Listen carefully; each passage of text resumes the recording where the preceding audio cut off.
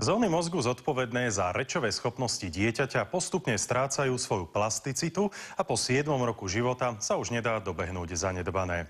Preto, keď má rodič čo i len najmenšie pochybnosti o tom, či sa reč jeho dieťatka vyvíja správne, nemal by návštevu logopéda odkladať. Vyšetrenie v logopedickej ambulancii dnes už nie je stresujúce. Práve naopak. Kde je auto? Auto je v garáži. Povedz Macovi, kde je auto? Do pol roka on bol úplne zlatý, tichý, naozaj ani som o ňom nevedela a potom začal vlastne svojím spôsobom vyjadrovať veci, džavotal, vykrikoval a podobne. A zhruba v roku sa to svojím spôsobom zastavilo a začal iba ukazovať prštekom na veci. A už potom nerozprával. Predovšetkým netreba čakať, že sa tie deti rozprávajú sami, treba navštíviť logopéda a v súčasnosti sa tá logopedická starostlivosť posúva čo do najranejšieho veku dieťatka. To samotné vyšetrenie sa uskutočňuje v prítomnosti rodičov. Všímame si aj, ako rodičia reagujú na dieťatko, ako prebieha komunikácia medzi rodičom a dieťaťom. Také prvé znaky oneskoreného vývinu rečí patrí, ak jednoročné dieťa netvorí jednoslovné prehovory, dvojročné dieťa dvojslovné prehovory a trojročné dieťa trojslovné prehovory. Je dôležité tiež rozlíšiť, že či dieťa nerozpráva a či dieťa vôbec nekomunikuje. To znamená, že nemá ani snahu na niečo ukazovať, nejako sa zapájať do tej komunikácie s vami ako s rodičom. Je veľmi dôležité, aby sa rodičia zapájali do terapie. To je vlastne gro terapie detí s oneskoreným vývinom rečí, pretože my pracujeme väčšinou s matkou. Matke ukazujeme, ako treba komunikovať s dieťaťom.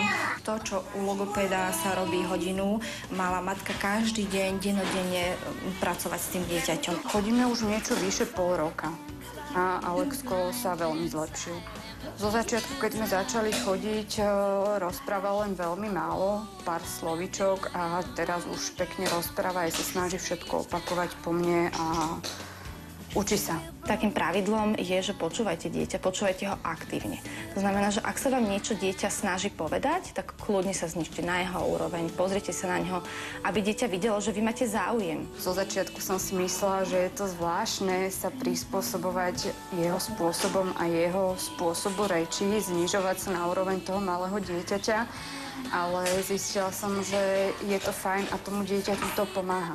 Určite je dieťa veľmi frustrované, ak mu rodič nerozumie. Keď mi veľakrát povedal to isté a vlastne ja som stále nevedela, čo chce, tak sa začal jedovať. Dieťa je po psychomotorickej stránke, neurologickej stránke v poriadku a dieťa včas sa zachytí oneskorený vývin rečí, dokážeme stimulovať tú reč tak, že po 7. roku matka nevedela, že dieťa malo oneskorený vývin rečí. Všetky tie symptómy vymiznú. Ja si myslím, že pokiaľ rodičia majú pocit, že detičky majú nejaký takýto problém, tak to nie je na hanbu, ale skôr sa treba zamyslieť nad tým, že čo je pre to dieťa správne.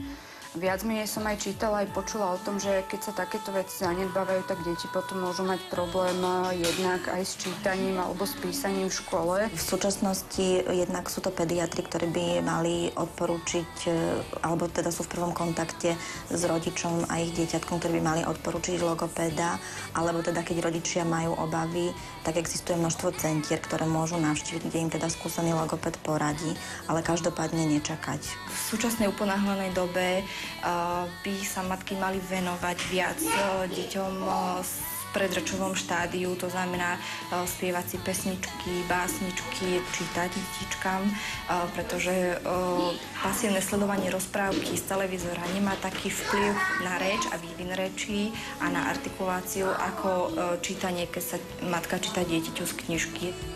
Netreba sa vôbec toho báť, že dieťa nerozpráva. Dneska je to naozaj bežná záležitosť a vôbec to nie je hanba v žiadnom prípade. Je veľmi veľa detičiek, ktoré rozprávajú neskôr. Môže to byť aj nejaká rodinná predispozícia, alebo to jednoducho môže byť len o tom, že rodičia majú byť trošku trpezlivejší a chvíľku počkať.